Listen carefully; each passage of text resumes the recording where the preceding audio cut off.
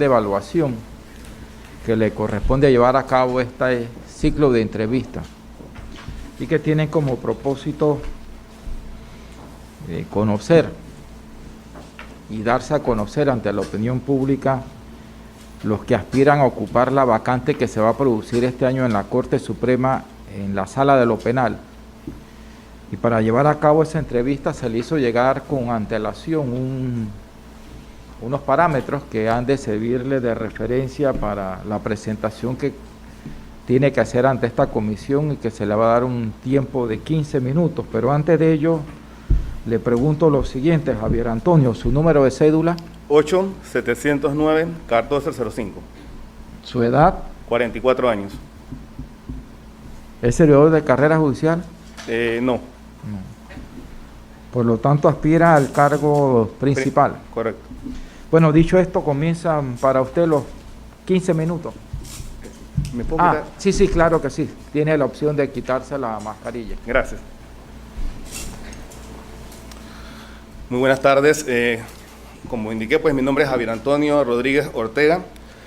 Para comenzar entonces con lo que es la entrevista o el planteamiento que se ha dado inicialmente en cuanto a lo que es la credibilidad de la comunidad por sus valores éticos y morales, debo indicar pues que yo provengo de una familia de educadores.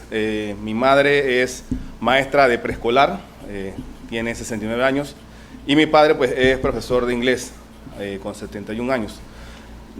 Tengo un hermano que también está graduado. Tengo 3 hijos.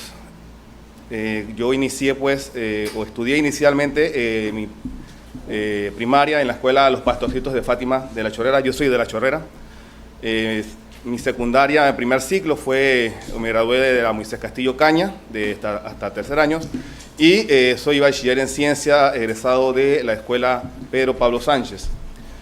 Estudié en la Universidad de Panamá, graduado de licenciado en Derecho y Ciencias Políticas.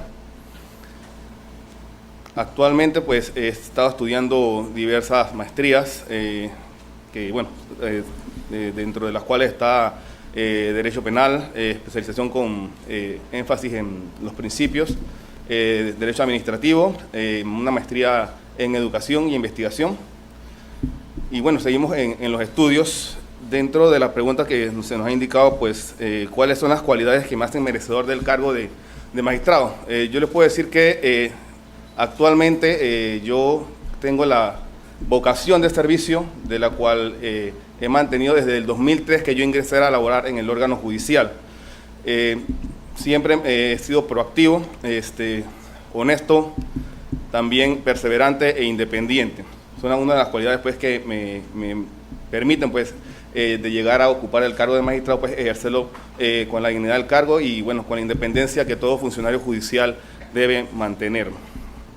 En cuanto a si ha sido acusado o investigado, pues no he sido ni investigado ni acusado, no he tenido ningún tipo de proceso administrativo, penal o a través del Colegio Nacional de Abogados.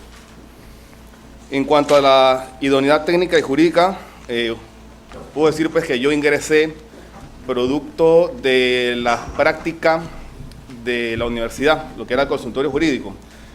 Yo practiqué inicialmente en la Defensoría de Oficio, aquí en Panamá, y después en La Chorrera. Culminada una vez la práctica, tuve la suerte que la juez Alina Oviedo, la juez primera del circuito de La Chorrera en ese momento, me dio la oportunidad de trabajar con ella.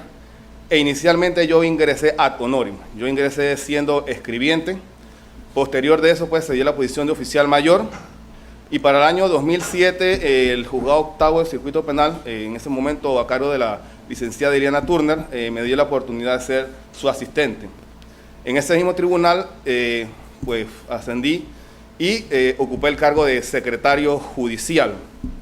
Posteriormente pues se habla de una plaza de asistente de magistrado del segundo tribunal, en ese momento a cargo del magistrado Joaquín Ortega, y pues se me da la oportunidad de ser asistente del magistrado.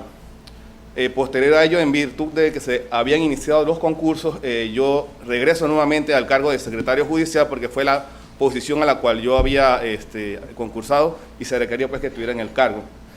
Sin embargo, producto pues de que los concursos se se extendieron un poco. Nuevamente se da una posición de magistrado del segundo tribunal, en esa ocasión, pues, en el despacho del magistrado Secundino Mendieta, pues, donde se me dio también la oportunidad. Y en el interín también se me dio una oportunidad de ejercer el derecho a través de una firma para el año 2016, en donde pues yo renuncio y la firma me da la oportunidad. Y bueno, pues, casi un año después se da una plaza en el despacho de la Sala Primera de la Corte, a cargo de la magistrada Ángela Russo, en el cual se me entrevista pues, y actualmente estoy ejerciendo el cargo de asistente de magistrado de la Corte desde el año 2016. De las ejecutorías pues, que he hecho, he escrito algunos artículos en la Estrella en relación a lo que es debido proceso. También tuve la oportunidad de publicar un artículo en la revista del órgano judicial sobre las víctimas. Y bueno, hemos tratado siempre de estar estudiando para el perfeccionamiento, porque el servidor judicial pues no se puede quedar estático, siempre tiene que estar desarrollando actividades para poder entonces, en aquellos momentos que se requiere, aplicar el derecho. También he tenido la oportunidad de ejercer el cargo de juez. Para el 2010 fui nombrado segundo suplente del juzgado 14 penal. También desde esa fecha pues me han designado como juez especial en el juzgado 15, en el juzgado quinto. Y desde el 2010 también he realizado diversas suplencias en casi todos los despachos judiciales penales aquí en Panamá, desde el primero hasta el 16 en su momento. En La Chorrera también estuve como juez suplente en el juzgado tercero. Tuve la oportunidad también de ser suplente en el distrito de Chepo, juez municipal de Chepo. He ocupado también la suplencia de magistrado del segundo tribunal en su momento, y ahora en el sistema penal acusatorio pues se me ha dado la oportunidad de realizar suplencias como juez del tribunal de juicio aquí en Panamá y en La Chorrera, y también pues la oportunidad de ser magistrado del Tribunal Superior de Apelaciones como suplente. La pregunta pues, ¿cómo garantizaría usted la independencia en la prestación del servicio? Bueno, es que la independencia se garantiza tomando en consideración que uno como persona tiene que ser honesto, y esa es la honestidad ante todo trabajo que uno debe mantener. Entonces, mi independencia, o cómo la garantizaría, es a través de esos valores, a través de la vocación de servicio como funcionario judicial, que no usted tenga que interferir por ningún tipo de presiones, no me dejo que haya una injerencia. Siempre hay que mantenerse vertical en las decisiones, y más en lo judicial. Entonces, yo sí garantizaría eso por mi forma de ser, y adicional a eso, pues, mantener siempre la verticalidad sobre todo. ¿Cómo evalúa usted la institucionalidad de la Administración de Justicia y cómo podría contribuir a fortalecer dicha institución? El órgano judicial en la Administración de Justicia contiene o tiene mucho personal judicial. Y para poder garantizar que esa administración de justicia sea recta, debemos pensar en el funcionario. Para mí, los funcionarios del órgano judicial son muy dedicados, pero se requiere también permitirles a ellos evolucionar. Igualmente, se les debe dar al funcionario judicial la capacitación constante, darles incentivos, porque si el funcionario judicial se mantiene motivado, la administración de justicia siempre va a mejorar. Pero eso es lo que requerimos, que el funcionario judicial se sienta motivado. ¿Qué haría usted si la percepción ciudadana cuestiona sus actuaciones en el desempeño de su cargo de forma que afecta la actividad del órgano judicial? Yo lo que sí podría decirle es que mientras uno se encuentra en el cargo, uno tiene que fallar de manera independiente, tiene que mantenerse alejado de cualquier tipo de presiones o cualquier tipo de actos que tiendan a o que las personas tiendan a ver que no hay independencia. Ciertamente se cuestiona mucho a veces a los jueces porque en los fallos no dan a explicar sus fallos. Sin embargo, yo considero que el juez o el magistrado o el funcionario judicial que motiva de manera adecuada esas resoluciones judiciales ese cuestionamiento va a bajar en menor intensidad, porque siempre van a haber críticas, pero la motivación en una resolución judicial, de una sentencia, que todos la entiendan, va a evitar que se tenga esa percepción negativa que muchas veces se les da a los funcionarios judiciales o a determinados fallos. ¿Considera usted que ha hecho algún aporte a la defensa de los derechos humanos y de la democracia? Yo considero que sí se han hecho, que sí he hecho, por lo menos en la medida en que se tome a las partes, sean en este caso víctimas o acusados o imputados, en la manera en que uno le respete esos derechos, que motive esas decisiones y que usted les brinde a todas las partes la posibilidad de ser escuchado y tomar las decisiones en función tanto de las convenciones como de la Constitución. Eso ayuda en lo referente a los derechos humanos y a la democracia. ¿Qué elementos destacaría usted debe fortalecer un servicio de administración de justicia en un Estado democrático? El funcionario judicial. Hay que fortalecer al funcionario judicial. Hay que empoderarlo para que él se sienta a gusto y es lo que trato siempre de decir. Un funcionario judicial que tenga estudios, que se le capacite, que se le motive, ese funcionario judicial se va a sentir contento y va a transmitir esa forma de sentirse hacia la manera como proyectas sus resoluciones o como se proyectan de la institución. Sería más o menos lo. Muy bien. Gracias, Javier. Antonio, para las preguntas, la representante de la Asamblea Nacional. Muy buenas tardes. Buenas tardes. Licenciado Javier Antonio Rodríguez Ortega. Katia Rodríguez, Asamblea Nacional. Licenciado, me llama la atención que en su hoja de vida usted ha manifestado haber escrito artículos en el periódico, específicamente La Estrella de Panamá. Me resaltan dos temas. Para el año 2016, usted escribió sobre las disyuntivas sobre el nuevo sistema penal acusatorio.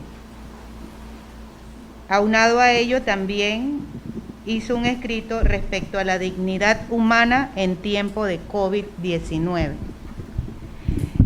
Desde la perspectiva suya y de acuerdo a su experiencia, ese primer artículo sobre el nuevo sistema penal acusatorio versus la experiencia adquirida a lo largo de los años, manifiéstenos un poco acerca de ese tema. Y del segundo punto, sobre la dignidad humana en tiempos de COVID, ¿podría usted ampliarnos algo al respecto? ¿Cómo no?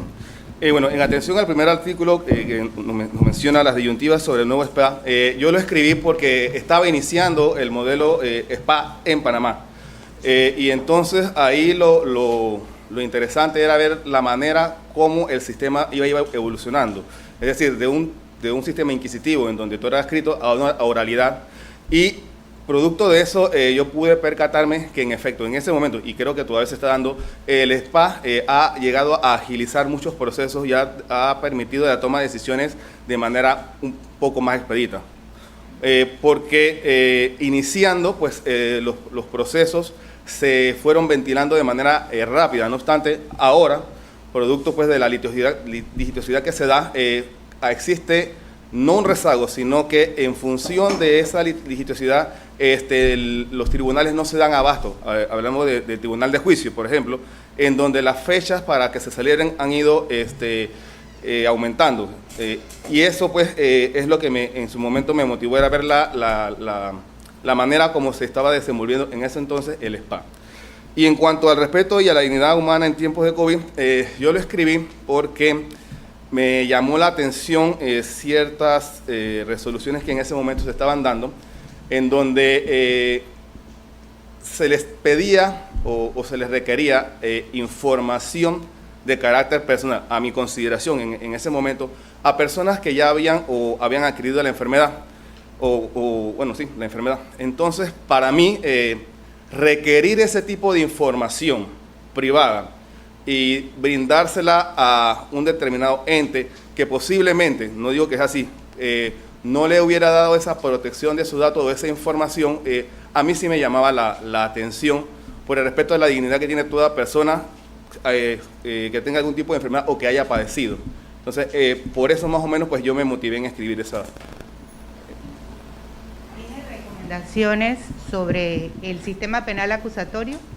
Sí, para mí el sistema penal acusatorio funciona, ha sido expedito. Si usted ve por lo menos los acuerdos que se están dando, hoy agarran a una persona en flagrancia y posiblemente le hagan un acuerdo que si no se hubiese dado eso, tuviéramos 2 o 3 años todavía en el mismo procedimiento.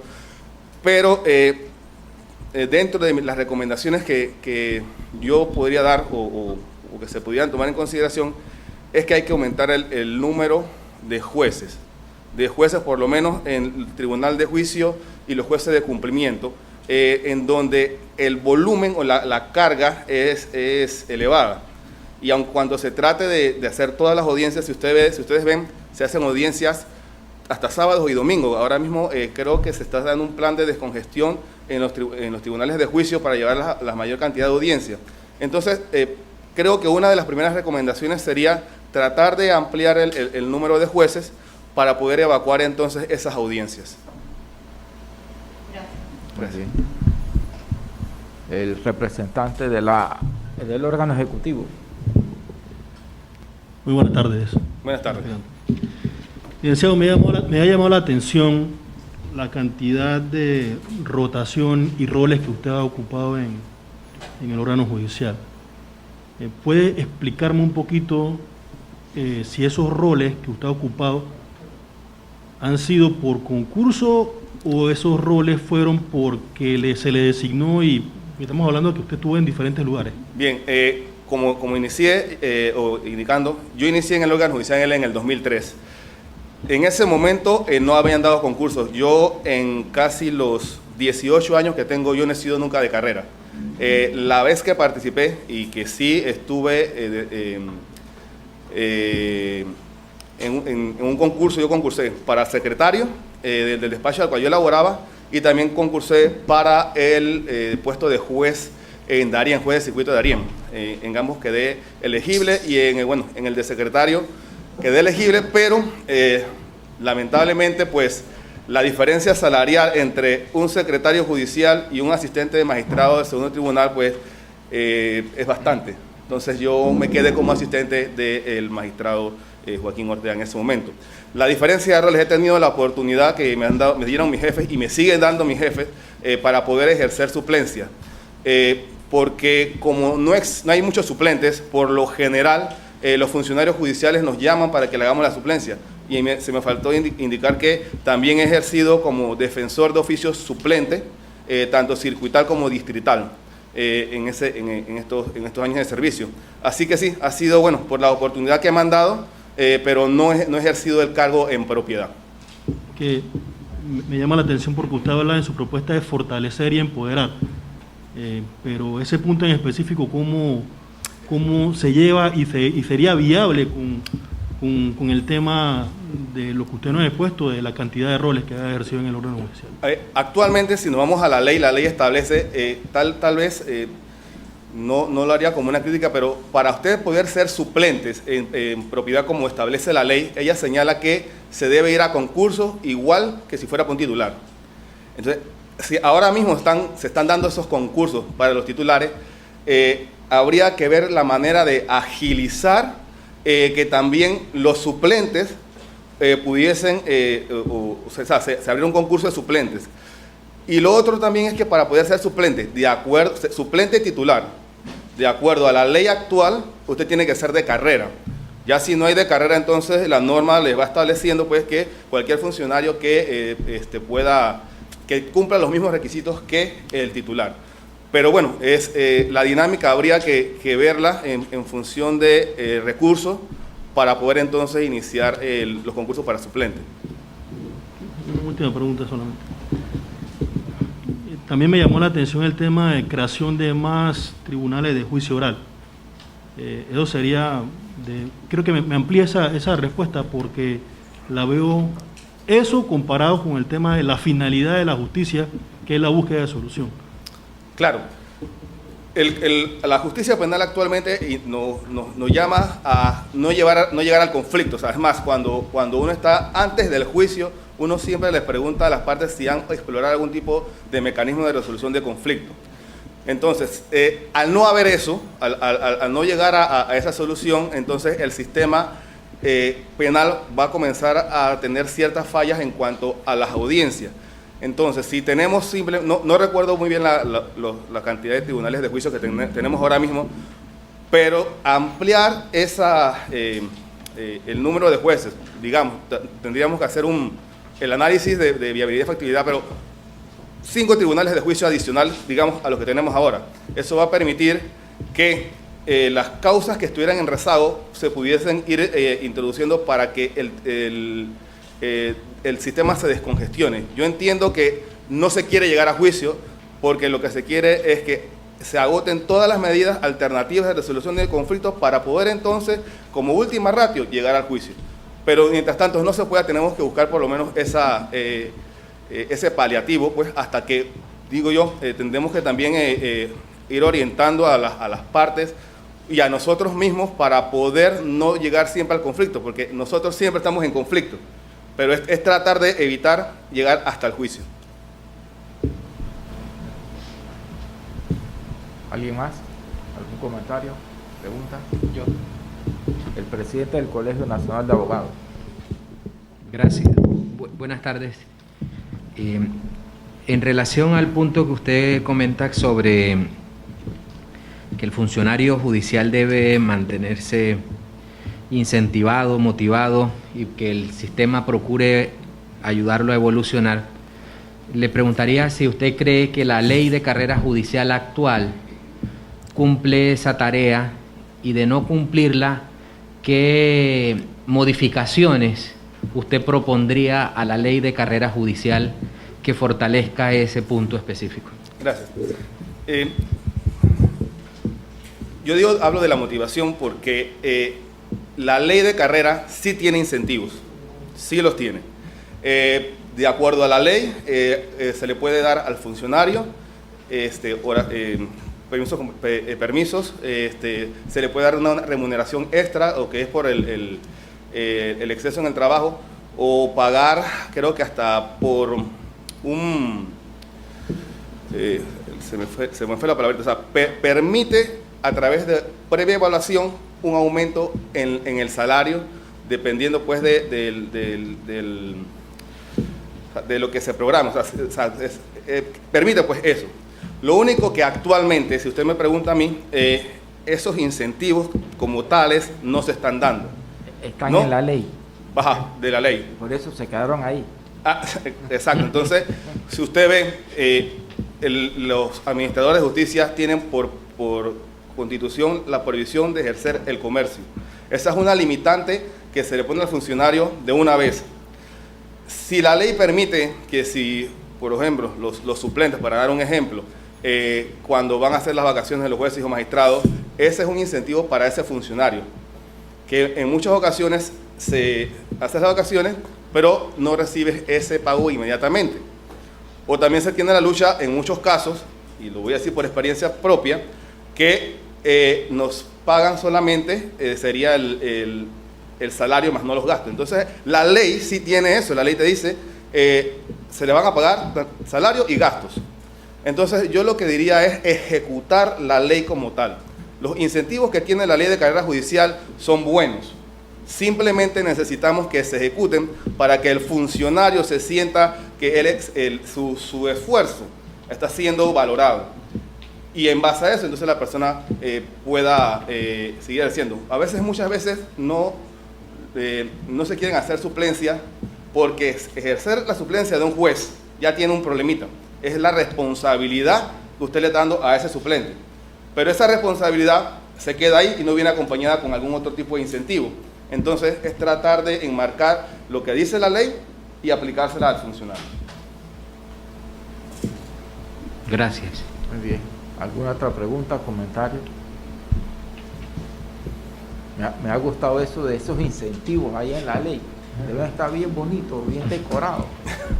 y se quedaron ahí. Es como, Lo que debe haber sanciones, como el niño que entonces. pasa por una vidriera, están los dulces del otro lado y él se queda ahí. Exacto. Pero lo que dices tú, sí, se diseñó la ley con ese propósito para motivar, incentivar, y la motivación y el incentivo va en función también de que, oye, tengo que prepararme más, tengo que estudiar más, pero ahora se trata de llevarla a la práctica, a la realidad. Correcto. Muy bien, bien, Javier Antonio. Gracias por estar acá ante esta comisión. La magistrada. Ah, perdón, magistrada, disculpe.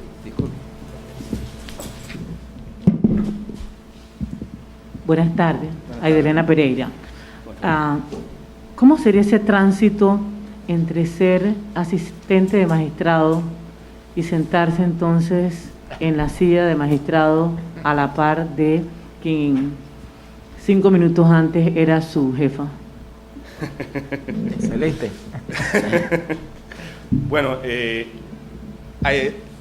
ese tránsito sería muy interesante y esperemos que se dé. Realmente le podría decir que las funciones que uno ejerce como asistente y ese rol me permitirían, pues, el respeto que le tengo a mi jefa, mantenerlo igual si me siento como magistrado, en atención a que las competencias que yo tengo las he adquirido por la evolución que yo he tenido dentro del órgano judicial, y creo que sería excelente, pues, poder, dentro de las posibilidades, pues, o tenerla como mi par, o la magistrada como mi par, a mí administrando justicia. Esa experiencia la vivió, si bien no, porque por eso es muy buena la pregunta de la magistrada, sino en el mismo tiempo, pasado cierto tiempo, valga decirlo así, el magistrado Jerónimo Mejía. Él fue asistente, si mal no recuerdo, de José Manuel Faúndez. Bueno, antes de eso ya él era asistente en la Corte, en la Sala de lo Penal, y con el tiempo terminó siendo magistrado de la Corte. Eso es lo bueno de este sistema, ¿no? La motivación también. Es que uno mismo se tiene que motivar también para Muy bien. no quedarse estancado, porque yo, gracias a Dios, he tenido esa capacidad de no quedarme donde estoy. A mí me gusta evolucionar y para eso entonces uno se prepara. Muy bien. Gracias por estar acá y la mejor de la suerte. Gracias.